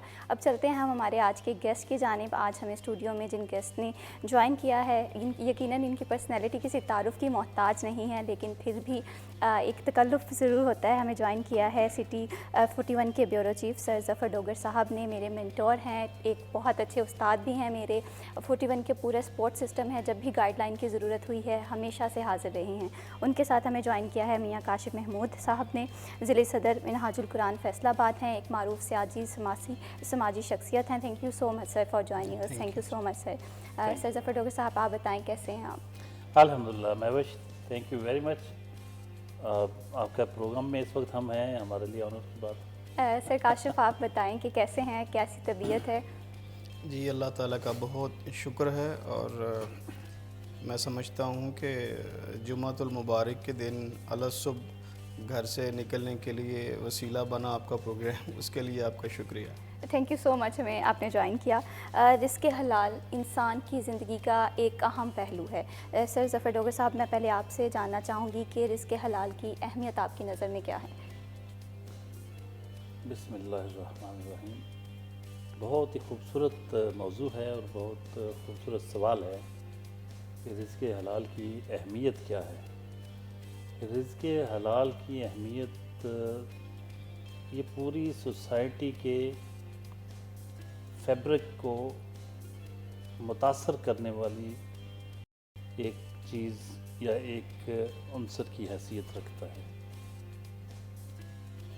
मतलब अगर आप रिज़्क़ हलाल पर रहते हैं तो सोसाइटी से जुराइम भी ख़त्म हो जाते हैं और सोसाइटी एक खूबसूरत अखलाकियात के आला मेयार पर फाइज भी नज़र आएगी, क्योंकि रिज़्क़ हलाल का मतलब ये है कि आपने अपने हक़ तक रहना है। जो आपका हक़ है उस तक महदूद रहेंगे, आप उससे तजावज़ नहीं करेंगे। आप अपनी मेहनत का जो मुआवज़ा मिल रहा है, आपकी जो भी चीज़ आपकी अपनी है वो आपकी है, किसी की चीज़ जो है वो आपकी नहीं है। अगर आप रिज़्क़ हलाल की अहमियत को समझ जाएं तो ना तो कोई जुर्म किसी से सरजद होगा और ना ही कोई किसी के साथ ज़्यादती करेगा, क्योंकि जब किसी अपनी जो आपकी जेब में है, जो आपका अपना है, वो आपका है। जुराइम उस वक्त होने हैं जब आपने किसी की जेब पे नज़र रखनी है, जब आपने किसी का हक़ मारने की तरफ आना है। वो किसी के प्लाट पर कब्ज़े की शक्ल में हो, वो चोरी की शक्ल में हो, वो डकैती की शक्ल में हो, वो किसी धोखाधड़ी की शक्ल में हो। जब भी आपने अपने जेब से हट के, जब भी अपने वसाइल से, अपने रिज़्क़ हलाल से हट के दूसरे की तरफ बढ़ना है, تو ساری خرابی وہاں شروع ہو جانی ہے۔ رزق حلال جب بندہ کماتا ہے تو اس کا استعمال بھی پھر حلال کی طرف ہی جاتا ہے بالکل سر، اور عموماً۔ یہ بہت ضروری ہے سوسائٹی میں، جس طرح سے ہم دیکھتے ہیں کہ آج کل یہ رزق حلال اور حرام کی تمیز نہیں رہی، یہ سوسائٹی کا ایک بہت بڑا المیہ ہے۔ میاں کاشف محمود صاحب، میں آپ سے بھی جاننا چاہوں گی اسلام میں رزق حلال کی کیا اہمیت ہے اور کیا فضیلت ہے؟ بہت شکریہ۔ قرآن مجید کی متعدد جو سورہ ہیں ان میں اللہ رب العزت نے رزق حلال کی جستجو کو جو ہماری فرض عبادات ہیں انہی کی طرح فرض قرار دیا ہے۔ آپ سورہ اعراف کو دیکھ لیں، سورہ نحا کو دیکھ لیں، سورہ جمعہ کو دیکھ لیں، تو ان میں اللہ رب العزت نے ہمیں کسب حلال اور رزق حلال کے حوالے سے کچھ احکامات ارشاد فرمائے ہیں۔ میں سمجھتا ہوں کہ قرآن مجید کی ان تمام آیات کا اگر ہم نچوڑ سمجھنا چاہیں تو وہ یہ ہے کہ اس معاشرے، سماج اور اس سوسائٹی کے اندر اگر آپ ایک خوبصورت زندگی جینا چاہتے ہیں تو اس کے لیے رزق حلال جو ہے وہ نیوکلیس کی حیثیت رکھتا ہے۔ اگر آج ہم پاکستان کی سوسائٹی کے اندر دیکھیں تو ہمارے اس معاشرے کے اندر جو سماجی ناہمواری ہے، جو معاشی ناہمواری ہے، اس کا ایک جو بنیادی سبب ہے وہ رزق حلال کا حصول نہ ہونا ہے۔ جب انسان رزق حلال کی جستجو میں گھر سے نکلتا ہے، وہ ایک انڈسٹریلسٹ ہے، وہ ایک مزدور ہے، وہ ایک تاجر ہے، وہ ایک ملازم پیشہ شخص ہے، تو اس کی زندگی کے اندر اس کے پازیٹیو اثرات باقاعدہ طور کے اوپر مرتب ہونا شروع ہوتے ہیں، جو اس کی ذات کو اس معاشرے کے لیے پروڈکٹیو اور بہت زیادہ مفید بنا دیتے ہیں۔ میں سمجھتا ہوں کہ دنیا کا کوئی مذہب اس کی تعلیمات کی طرف اگر ہم توجہ دیں تو وہ بھی ہمیں رزق حلال ہی کی بات کرتا ہے۔ کوئی مذہب، کوئی جو ہے وہ عقیدہ، وہ آپ کو حرام رزق کی طرف راغب نہیں کرتا بلکہ حلال رزق ہی کی طرف راغب کرتا ہے۔ اور یہاں جب ہم حلال رزق کی بات کرتے ہیں تو اس سے مطلب یہ لیا جانا چاہیے کہ ہر مذہب آپ کو رزق کی حصول کے لیے دھوکہ دہی سے روکتا ہے، اور وہ کہتا ہے کہ آپ اپنے رزق کے حصول کے لیے کچھ SOPs جو اس مذہب نے بنائے ہوتے ہیں ان کے اوپر عمل کریں۔ جب ہم اس کی کمپیریٹیو اسٹڈی کرتے ہیں تو واحد ہمیں دین اسلام دکھائی دیتا ہے جہاں پر ہمیں متعدد احادیث اور قرآن مجید کی آیات واضح طور کے اوپر ایک کھلا روڈ میپ عطا کرتی ہیں جن کے اوپر چلتے ہوئے ہم رزق حلال کما بھی سکتے ہیں اور اس کے فیوز و برکات کے ساتھ ہم اپنے معاشرے کو ایک خوبصورت معاشرہ جو ہے وہ بھی بنا سکتے ہیں۔ بالکل، خوبصورت معاشرے کے لیے رزق حلال تو بہت اہمیت کا حامل ہے ہی ہے، لیکن جیسے جیسے سر ظفر ڈاکٹر صاحب دن گزرتے ہیں، دنیا ماڈرنائز ہو رہی ہے، حلال اور حرام کی تمیز جو ہے وہ کم ہوتی جا رہی ہے۔ میاں کاشف صاحب نے بہت خوبصورت انداز میں یہ پورا کیس پیش کیا۔ حلال اور حرام میں تمیز کی اگر بات کریں تو اس کے بہت سارے اسباب ہیں۔ انسان میں اللہ تعالیٰ نے دونوں طرح کی خصوصیات رکھی ہیں، اس میں شر اور خیر کے پہلو دونوں موجود ہیں۔ جب جب اس میں خیر کا پہلو غالب رہتا ہے اس کے مزاج پر تو وہ اچھے کاموں کی طرف آتا ہے، حلال کی طرف آتا ہے، اور جب جب شر کا پہلو غالب آتا ہے، شر کی قوتیں انسان کے اندر غالب آنا شروع ہو جاتی ہیں اس کے مزاج پہ، تو وہ پھر برائی کی طرف، دو نمبری کی طرف، ہیرا پھیری کی طرف اور ہر طرح کی دو نمبری کی طرف آ جاتا ہے۔ میں اپنے دوستوں کو، اپنے ملنے والوں کو اور اپنے آپ سے ہمیشہ یہی کہتا ہوں کہ انسان کو ایک نمبر بننا ہے، ایک نمبر بننے کی کوشش کریں، دو نمبر نہیں بننا۔ ایک نمبر کا مطلب ہی رزق حلال ہے، ایک نمبر کا مطلب ہی اپنے حق تک رہنا ہے، ایک نمبری کا مطلب ہی جائز، حلال، سچ اور پازیٹیوٹی جو ہے اس طرف آنا ہے۔ یعنی جو حد فاصل مذہب نے قائم کی ہیں کہ حق، ناحق، جائز، ناجائز، سچ، جھوٹ، حلال، حرام، ان میں اگر ایک فرق نہیں رہنا قائم اور آپ نے حق والی سائڈ پہ نہیں رہنا تو پھر آپ کے باقی معاملات بھی متاثر ہوتے ہیں، مشکوک ہو جاتے ہیں اور ان کی اہمیت کم ہو جاتی ہے، آپ کی بہت سارے اعمال ضائع بھی ہو جاتے ہیں۔ اس لیے جب آپ ایک نمبر بن کے سوچتے ہیں، حلال کی طرف رہتے ہیں، حرام سے بچتے ہیں، تو ایک خوبصورت انسان کے طور پر سامنے آتے ہیں۔ اب تمیز کیوں ختم ہوتی جا رہی؟ یہ بڑا کمپلیکس کویسچن ہے۔ اس کے بہت سے اسباب ہیں۔ ایک تو خواہشات نفسانی ہوتی ہیں، جب انسان اپنے آپ پہ اس کو قابو نہیں ہوتا، اس میں خیر کی قوتیں دب جاتی ہیں اور شر کی قوتیں غالب آ جائیں، تو وہ پھر حلال حرام کی تمیز ختم کر بیٹھتا ہے۔ اور کچھ عوامل ایسے ہیں جن کو سمجھنے کی ضرورت ہے۔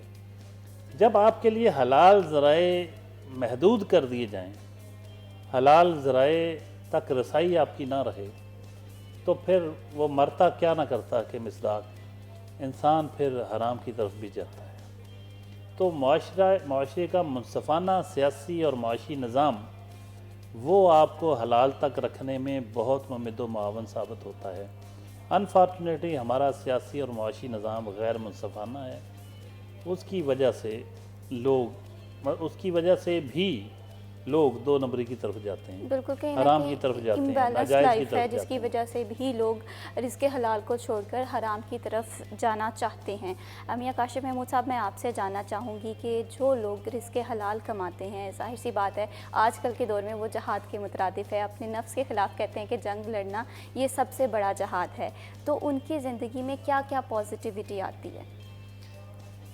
آپ نے جو لفظ بولا کہ یہ جہاد کے مترادف ہے، میں آپ کی بات کی تائید کرتا ہوں، لیکن اس کے ساتھ اس معاشرے میں رزق حلال کمانے والے لوگوں کی کمی نہیں ہے۔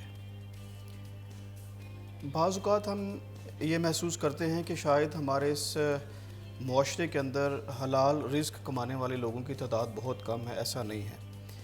میں دیانتداری کے ساتھ سمجھتا ہوں کہ یہاں پر ایک بہت بڑی تعداد ہمارے اس سماج کے اندر ان لوگوں کی ہے جن کی زندگی رزق حلال کے اوپر ہی چل رہی ہے۔ تو جب ہم ان لوگوں کی زندگیوں کو اسٹڈی کرتے ہیں، ان کا مطالعہ کرتے ہیں، تو یقین کیجئے کہ ان کی لائف کے اندر جو برکات اور جو برکتیں ہمیں دکھائی دیتی ہیں، وہ برکتیں، وہ سکون، وہ طمانینت، اطمینان، وہ ہمیں ان لوگوں کی زندگیوں میں دکھائی نہیں دیتا جن کا رزق جو ہے وہ تو بہت فراوانی کے ساتھ ان کے گھروں میں موجود ہے، لیکن وہ رزق حلال نہیں ہے۔ آپ کی بات سے میں بالکل ایگری کروں گی، بہت ہی خوبصورت بات کی ہے۔ یہیں سے گفتگو کے تسلسل کا ہم جاری رکھیں گے۔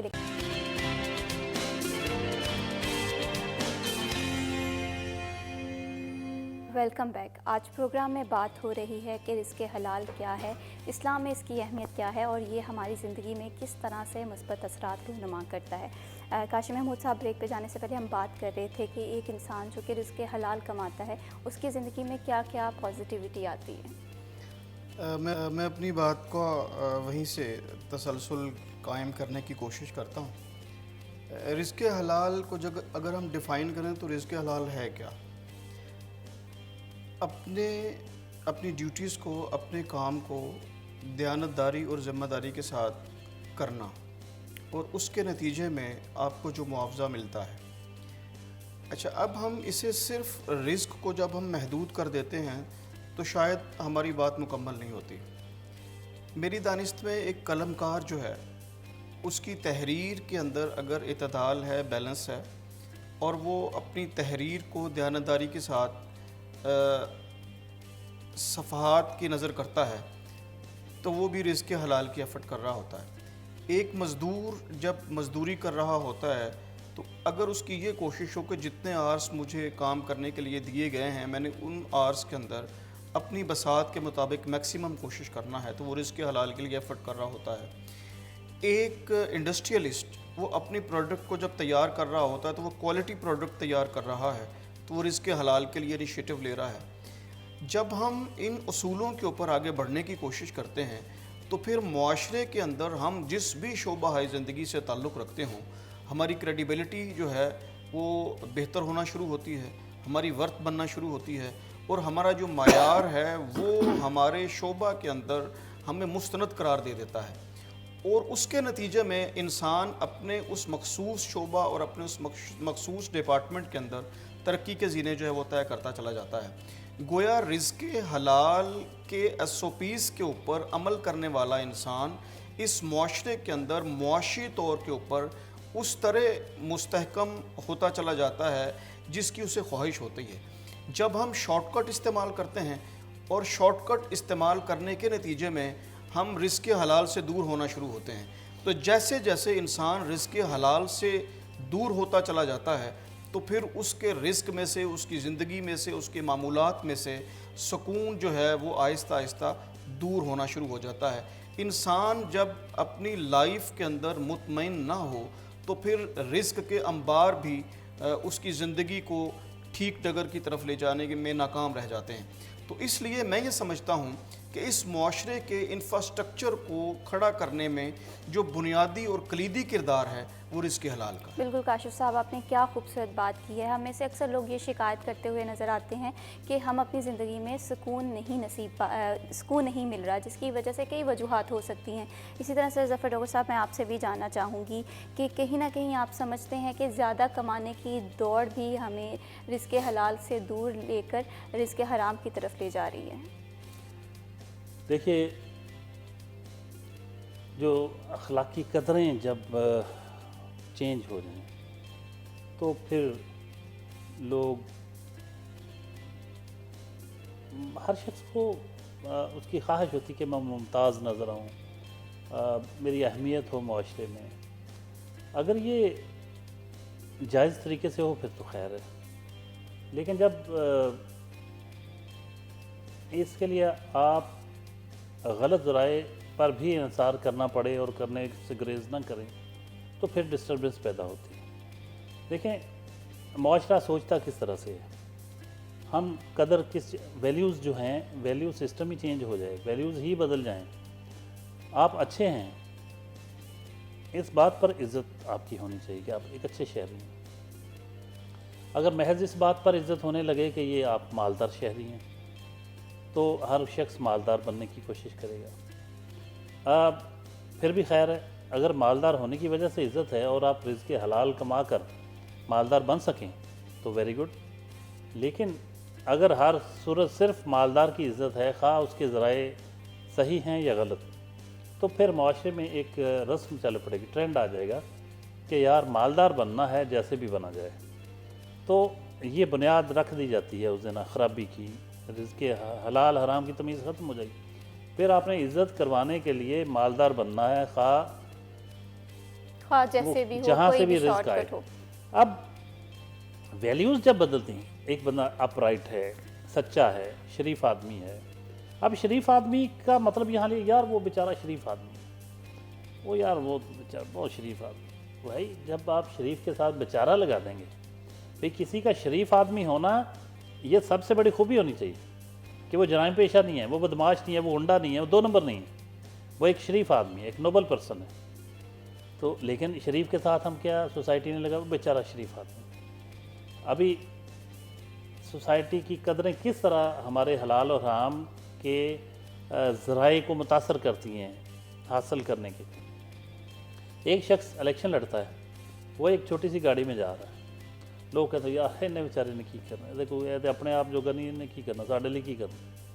ایک لینڈ کروزر اور 2-4 ڈالے شالے پیچھے ہوتے ہیں، گن مین ہوتے ہیں، لوگ پسند کرتے ہیں یار کیا بات، بڑے اس کے باڈی گارڈ گن مین، بڑا ان کو ہوتا ہے کہ یار یہ کھاتا پیتا آدمی ہے، ہمارا بھی کوئی کام کروا سکے گا۔ اور پھر ایک اور بات، جب ایک کاشف صاحب تو الیکشن بھی لڑتے ہیں، اس سے زیادہ کون بہتر جاتا ہے، لیکن یہ میں سمجھتا ہوں ایکسیپشنز میں آتا ہے کہ یہ اچھے شریف آدمی بھی ہیں، نیک بھی ہیں، اور بہت ایک مفید شہری ہیں، پازیٹیو ہیں اور بہت اہل علم ہیں، 2 نمبری نہیں کرتے، اس کے باوجود الیکشن جیت جاتے ہیں۔ یہ میں ایکسیپشن اس لیے کہہ رہا ہوں، ورنہ عام طور پہ آپ دیکھیں ہمارے ہاں کتنے لوگ ہیں جو اچھے ہوں، شریف ہوں، سیدھا سیدھا چلتے ہوں تو لوگ ان کو ووٹ دیتے ہوں۔ لوگ کہتے ہیں یار یہ تو خود نہیں کوئی ایسا ویسا کام کرتا ہے، ہمارا کیا کرے گا۔ اصل لوگوں نے کام کروانے ہوتے ہیں، 2 نمبری کروانے، تو وہ الیکٹ بھی 2 نمبروں کو کرتے ہیں۔ اسی طرح جب سوسائٹی میں عزت، ابھی دیکھیں ایک डीसी से हाथ मिला के दिल करे 2-4 दिन हाथ ना धोएं लोग, वो जितना मर्जी करप्ट हो, 2 नंबर हो, जैसा मर्जी हो। एक पुलिस वाला सीपीओ है या कोई भी, एक इवन थानेदार से लोग, मतलब अपने अपने लेवल की बात, तो वो थानेदार से मिल के फ़ोटो शोटो बनवा के लगवा के बड़ा फ़ख्र महसूस करते हैं। कभी किसी मज़दूर के साथ जो रिज़्क़ हलाल कमाता हो, कोई शरीफ आदमी जो 1 नंबर आदमी हो, उसके साथ कोई खड़ा होना पसंद करता है? उसके साथ तो कोई फ़ोटो नहीं लगाता। तो हमारे जो मयारात हैं वो बदल गए, हमारी तरजीहात बदल गई। जब हमारे यहाँ अच्छा होना वो ख़बर बन के रह जाएगा कि फ़लाँ बहुत अच्छा आदमी, यानी कि अच्छा होना भी एक खूबी बन के रह जाएगी कि कभी कभार, मतलब वो यानी जिस सोसाइटी में एक अच्छा होना एक ख़बर बन के रह जाए, उसकी अखलाकी पस्ती का आप बखूबी अंदाज़ा लगा सकती हैं। तो हमारे यहाँ बदकिस्मती से यही सूरत हाल है कि किसी का अच्छा होना ख़बर बन के रह गया। सर, बहुत ही खूबसूरत बात की है आपकी। इस बात में तमाम निचोड़ हैं जो कि हमारी सोसाइटी में मिसिंग है, और यकीनन आपने जिस खूबसूरती से ये बात की है, बहुत सारे लोग सुन रहे होंगे, वो इसे अपनी ज़िंदगी में इम्प्लीमेंट करने की कोशिश करें। काशिम महमूद साहब, मैं आपसे जानना चाहूँगी कि एक तरफ हम रिज़्क़ हलाल की बात कर रहे हैं, दूसरी जानिब ऐसे लोग भी हैं जो कि हराम रिज़्क़ की जानिब जा रहे हैं, शायद शॉर्टकट समझ के। तो हराम रिज़्क़ से बचना कितना ज़रूरी है? हराम रिज़्क़ से बचना कितना ज़रूरी है, ये आपने एक ऐसा सवाल किया है जिसका जवाब हर ज़ी शऊर जानता तो है, बल्कि मैं ज़ी शऊर से जो पहले वाली स्टेज है, हर ज़ी इल्म जानता है कि हमें रिज़्क़ हराम से बचना चाहिए। उसकी रीज़न क्या है? देखिए, इस मुआशरे के अंदर जितनी ख़राबियाँ हैं, हम कहते हैं कि यहाँ पे इंसाफ नहीं मिलता, हम कहते हैं यहाँ पे रिश्वत है, हम कहते हैं यहाँ पे महंगाई है, हम कहते हैं बेरोज़गारी है, हम कहते हैं लाकानूनीयत है। आप इस नोयत के जितने मामलात हैं, इनको 1 बाय 1 सैकड़ों की तादाद में गिनती चली जाएं। मैं समझता हूँ कि इन सब का जो सबब आपको दिखाई देगा वो हुसूल रिज़्क़ हराम है। अगर इंसाफ की कुर्सी पर बैठा हुआ काजी रिज़्क़ हलाल उसके पेश नज़र हो, तो वो कभी भी उस कुर्सी के ऊपर बैठ के गलत फ़ैसला नहीं दे सकता। हमारे सरकारी इदारों के अंदर करप्शन की जो एक दास्ताने रकम होती हैं हर रोज़ हर लम्हा, अगर हर सरकारी मुलाजिम रिज़्क़ हलाल की तरफ अपनी तवज्जो मबजूल किए रखे, तो वहाँ पर उन इदारों की जो कारकर्दगी है उसको 4 चांद लग सकते हैं। अगर एक कारोबारी शख्स रिज़्क़ हराम को अवॉइड करता है, तो उसके बिज़नेस के अंदर जो भी वो 2 नंबरी करेगा, उसे इल्म होगा कि इससे मेरे बिज़नेस को भी नुकसान होगा और मुआशरे के अंदर भी नुकसान होगा, तो उसके बिज़नेस की जो है वो हैयत वो तब्दील हो जाएगी और उसके अंदर बेहतरी आना शुरू हो जाएगी। अलगर्स मुआशरे के जितने सेगमेंट हैं, उनके अगर जो मुतल्लिका अफराद हैं वो रिज़्क़ हराम को अवॉइड और रिज़्क़ हलाल की तरफ अगर फोकस करना शुरू कर दें, तो बुनियादी इस मुआशरे का नासूर, जिसकी बुनियाद के ऊपर ये मुआशरा जहन्नम बनने की तरफ बढ़ रहा है और पस्ती के घड़ों की तरफ जा रहा है, वही मुआशरा जो है वो एक खूबसूरत मुआशरा जो है वो बनने की तरफ अपने सफ़र का आगाज़ कर देगा, राग़िब हो जाएगा। कहीं ना कहीं जिसे कहते हैं कि हमें अपने आसपास के लोगों को भी ये आगाही देनी चाहिए कि रिज़्क़ हलाल कितना ज़रूरी है।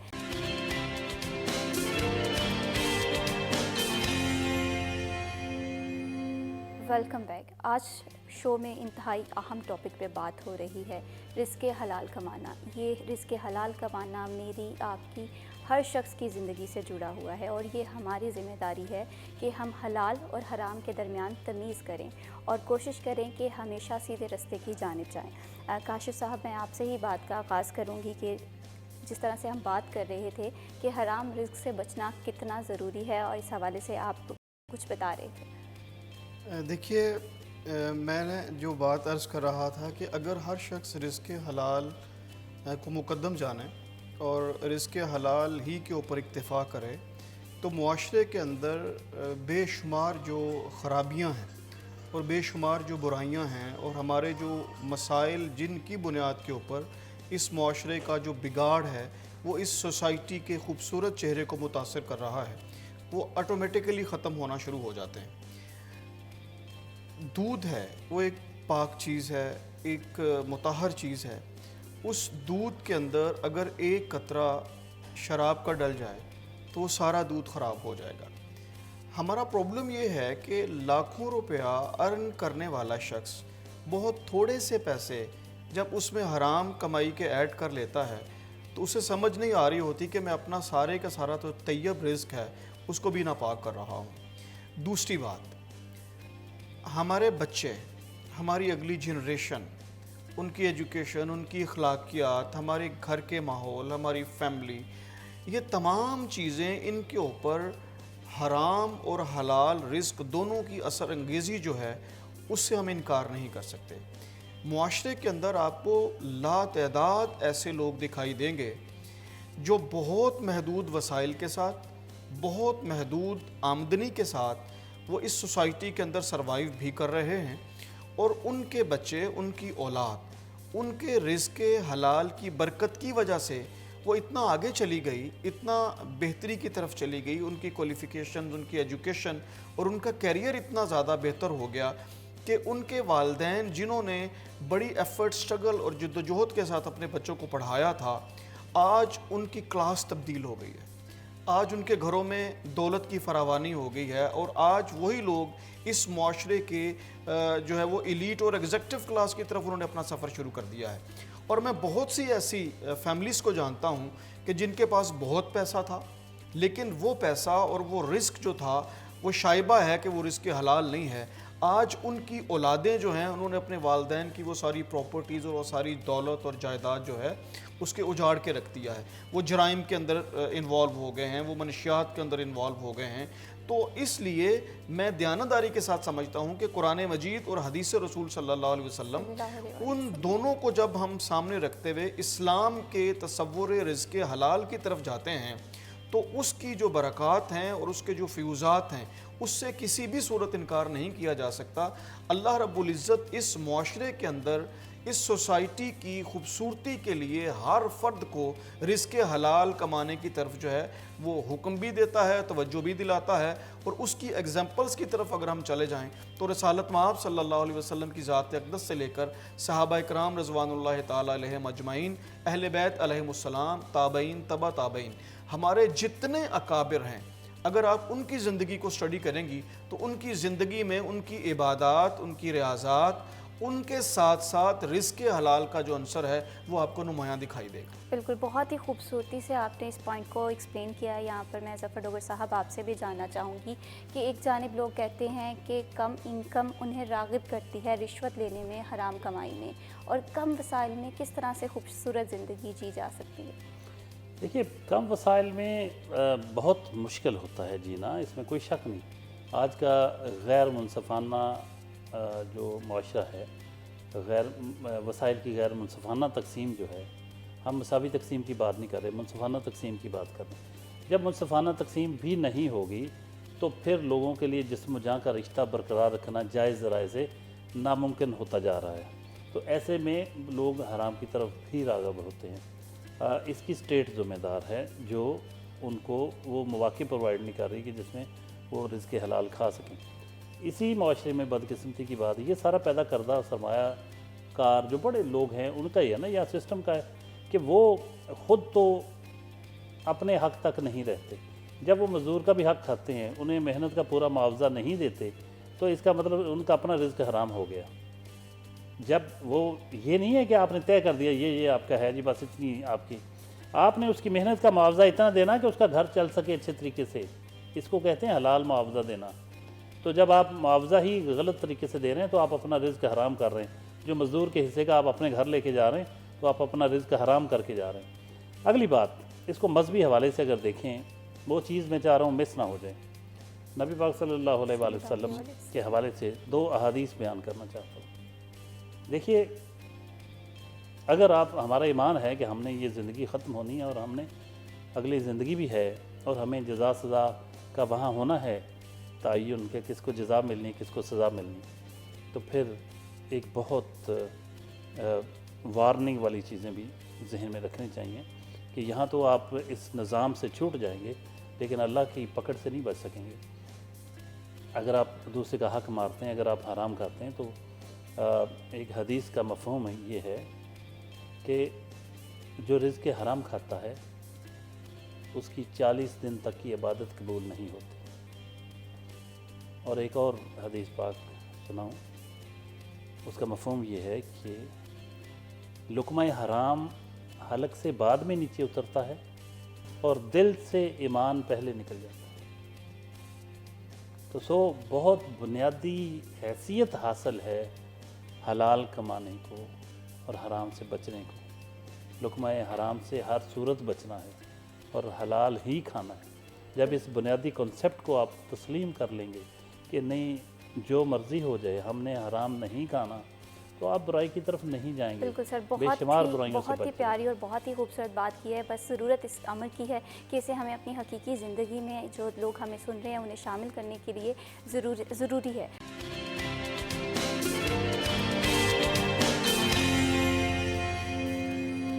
Welcome back. बात हो रही है रिज़्क़ हलाल कमाना कितना ज़रूरी है और इसका हमारी ज़िंदगियों पे क्या असरात मुरतब होता है। इसी पे बात करने के लिए हमारे साथ स्टूडियो में मौजूद हैं ज़फ़र डोगर साहब, ब्यूरो चीफ सिटी 41, मियाँ काशिफ महमूद, डिस्ट्रिक्ट प्रेसिडेंट मिनहाजुल कुरान। काशिफ महमूद साहब, मैं आपसे जानना चाहूँगी कि एक जानिब हम रिज़्क़ हलाल की बात कर रहे हैं, लेकिन दूसरी जानिब हमारी सोसाइटी में एक ऐसा तबका भी है जो कि मज़दूरों को उनका हक़ अदा नहीं कर रहा। तो ऐसे लोगों के लिए इस्लाम में क्या हुक्म दिया गया है? देखिए, रसालत माब सल्लल्लाहु अलैहि वसल्लम की एक बड़ी वाज़ेह हदीस है कि मज़दूर को उसकी जो उजरत है वो उसका पसीना खुश्क होने से पहले अदा कर दी जाए। तो इस वईद के बाद अगर सरमायादार इंडस्ट्रियलिस्ट मज़दूर को उसकी उजरत नहीं देता, उसे उसका जायज़ हक़ नहीं लौटाता, तो मैं समझता हूँ कि वो अपना अरबों रुपया का जो उसका रिज़्क है वो उसे हराम कर रहा है। जैसे अभी मोहतरम ज़फ़र डोगर साहिब ने बात की, मैं उसी बात को आगे बढ़ाता हूँ कि मज़दूर बुनियादी तौर पर उस इंडस्ट्री में उस इंडस्ट्रियलिस्ट का पार्टनर है। मज़दूर की एफ़र्ट, मज़दूर की स्ट्रगल, मज़दूर की कोशिशें और उसका दिन रात काम करना अगर उस इंडस्ट्री से निकाल लिया जाए तो उसकी सारी इंडस्ट्री का पहिया वहीं पे जैम हो जाएगा, रुक जाएगा और वो इंडस्ट्री खड़ी हो जाएगी। इस्लाम के अंदर जो उजरत का तसव्वुर है, एक शख्स रसालत माब सल्लल्लाहु अलैहि वसल्लम की बारगाह में हाज़िर हुआ और उसने सवाल किया कि आपने फ़लाँ शख्स ने एक बूढ़े आदमी को जिसने मेरे से कम मेहनत की उसे ज़्यादा उजरत दी है और मुझे कम उजरत दी गई है। तो रसालत माब अलैहिस्सलातु वस्सलाम ने उसे समझाया कि उस बूढ़े शख्स की ज़रूरत तुमसे ज़्यादा है।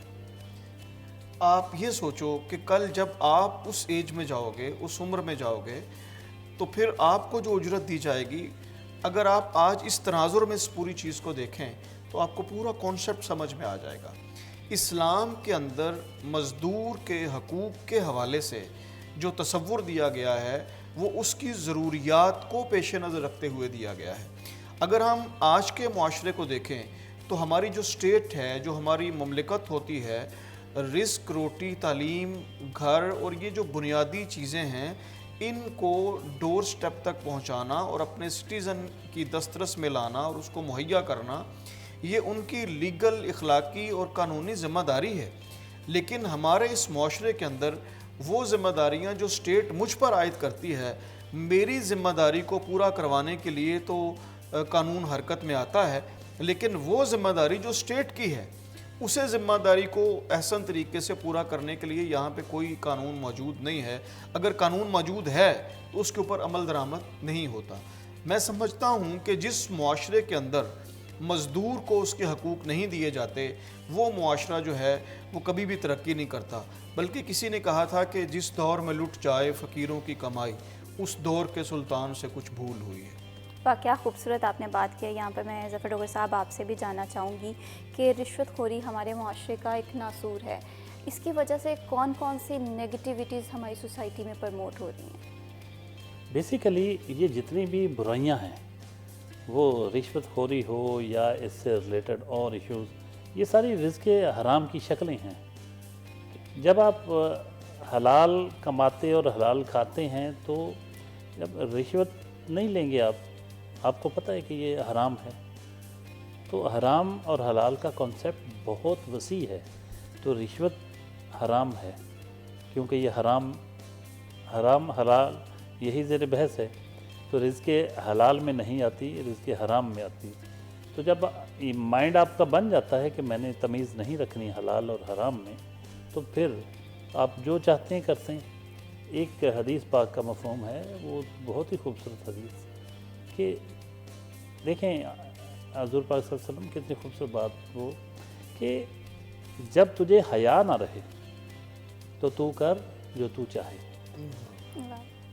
حیا جو ہے اخلاقیات کے بڑے اعلیٰ معیار میں سے ہے. جب حیا کے بارے میں یہ کہا گیا کہ جب تجھے حیا نہ رہے، کسی چیز کی شرم ہی نہیں رہی، حیا ہی نہیں رہا، تو پھر جو تمہارا دل چاہے کرو. اس لیے جب آپ بنیادی تصور کو چھوڑتے ہیں کہ حلال کھانا ہے حرام نہیں کھانا، تو پھر حرام کی ساری شکلوں کی طرف آپ جاتے ہیں. جب آپ بنیاد کو پکڑ لیتے ہیں کہ یار میں نے رزق حلال پہ رہنا ہے، تو اس کا مطلب یہ ہے کہ پھر آپ کوشش کرتے ہیں کہ میں حلال کی طرف ہی سارا چلوں.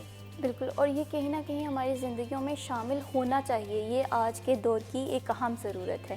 تھینک یو سو مچ سر ظفر ڈوگر صاحب، آپ نے ہمیں ٹائم دیا. تھینک یو سو مچ میاں کاشف محمود صاحب. بہت اچھا لگا جس طرح سے آپ نے اس ٹاپک کو ایکسپلین کیا ہے، اور جو کہ آج کے دور کی اہم ضرورت ہے. میں امید کرتی ہوں کہ جتنی بھی باتیں ہوئی ہیں اس پروگرام میں، انہیں آپ اپنی زندگی میں شامل کریں گے اور رزق حلال کی جانب جائیں گے اور حرام چیزوں سے دور رہیں گے. اسی کے ساتھ مہوش شبیب کو دیجیے اجازت. اللہ حافظ.